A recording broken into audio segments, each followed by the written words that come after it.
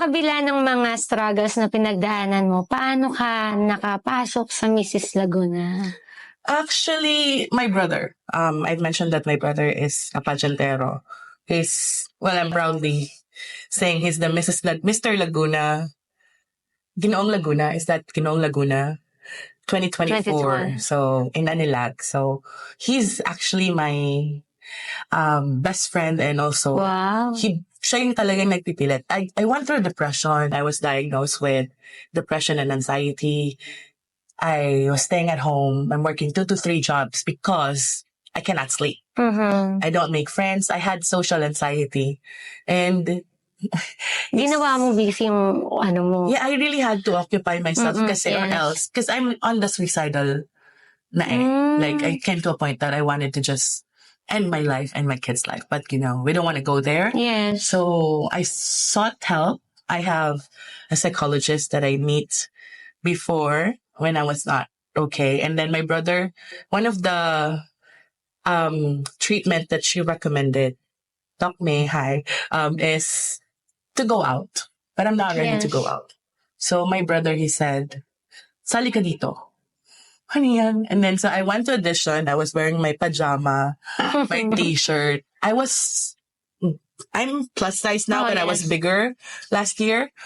And So, mas malaki ka pa yes, last I year. was around 120 kilos. I'm at the heaviest Mm-mm. and depressed point of my life.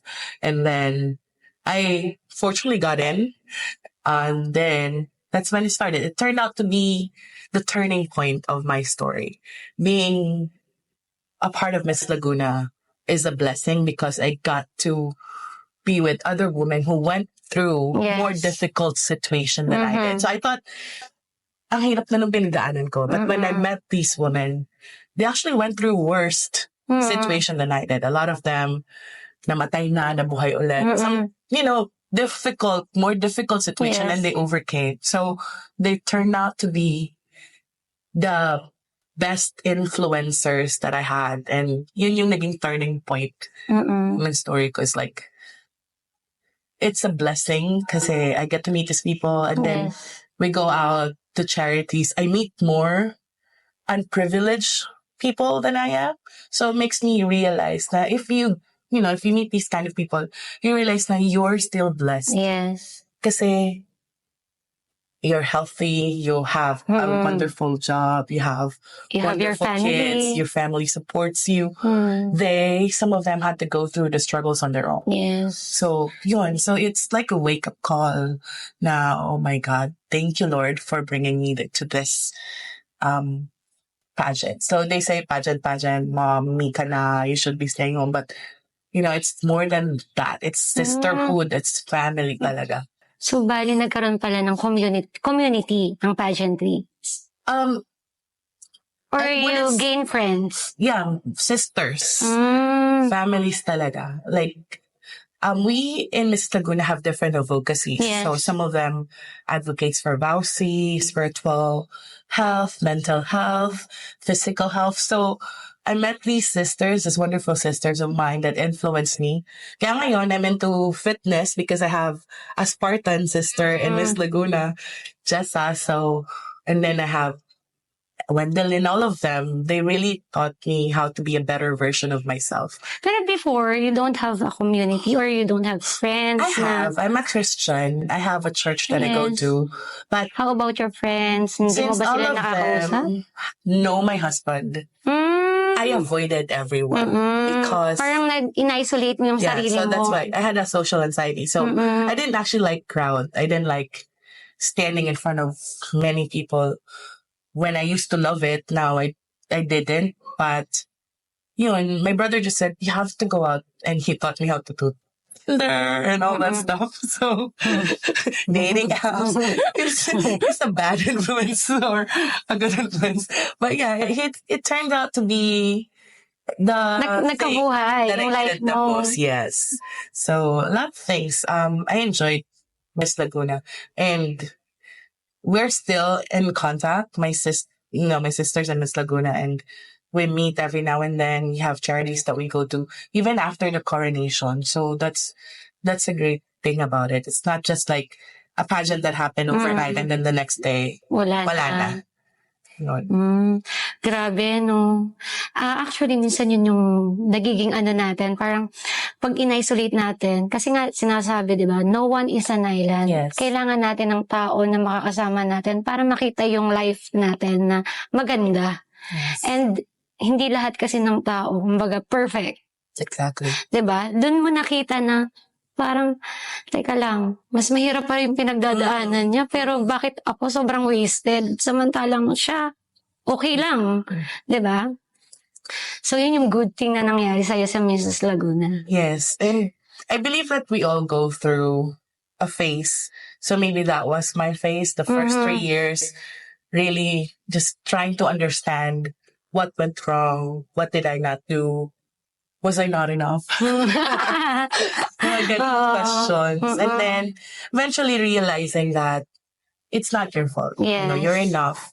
As long as ginawa mo yung part mo. Yes. Diba?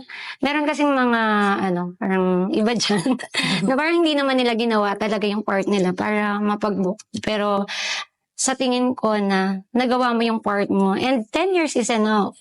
Actually, I'm not a quitter. So when I start something, andun yung commitment ko. Actually, even to this day, I pray for my husband. Hindi na para magkabalikan kami. But for him to just, as a friend, magising lang siya that family is important. And whatever it is that he has going on with his life right now, it's temporary. Yung mga fleeting in this world, that's temporary. And if he just wake up and then just realize the value of family. Yes. And just fix his relationship with his kids. Kahit di na kami, I don't really have, I'm not closing my door yet, but it's not in my mind, yung magkabalikan or anything. Just for him to fix his life lang. For the sake of our children. If it meant anything to them. If they meant anything to them.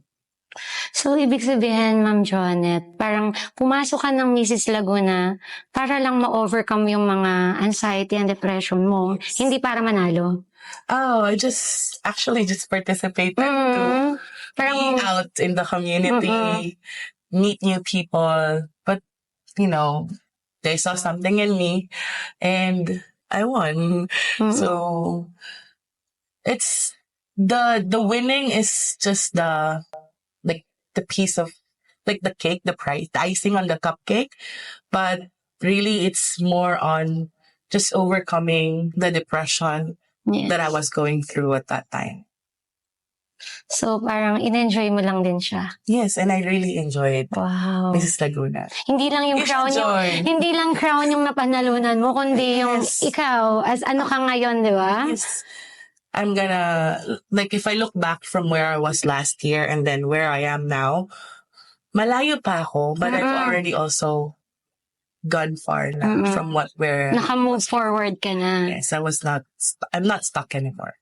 Since before, I'm really just stuck in the corner of my room, not doing, yung literal, I just sleep and then wake up, work again, eat a little bit, work again, and then sleep. So that's my life.